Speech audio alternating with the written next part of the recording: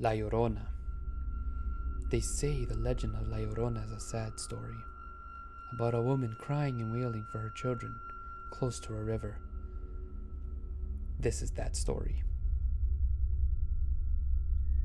My parents always told me, don't stay out so late. And if I had to walk home, to always walk in a group. Of course, I never really paid any attention to it.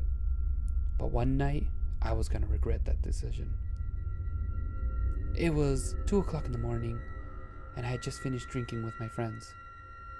They told me to go along with them.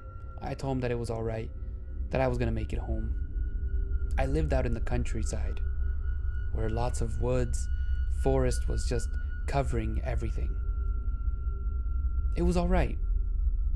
It was dark, but that's okay, because I've walked this dusty trail every single day of my life, so I'm sure I was gonna be okay. I continued walking down, and all of a sudden, it felt like everything got muted.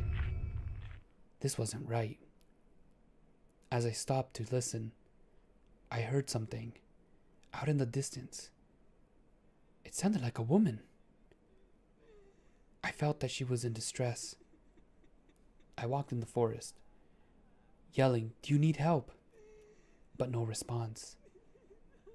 As I got closer, the crying got louder and louder and louder. Then off to the distance, I saw her. I was frozen in place. That's when it hit me, La Llorona. I was told that if I ever got myself into this, to walk backwards and say the Father's Prayer. That's exactly what I did. I walked all the way home backwards, for they say that if you walk forwards, she would follow you, and evil spirits would haunt you. I walked all the way home. Once I made it home, I closed the door, ran into my room, I grabbed the holy water, and threw it on that door.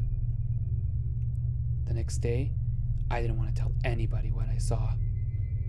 Nobody would believe me. But it didn't matter anyways.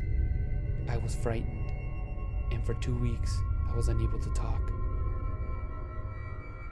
My parents always told me, don't walk at night. I believe them now. Sometimes it may feel like your parents are just over-exaggerating.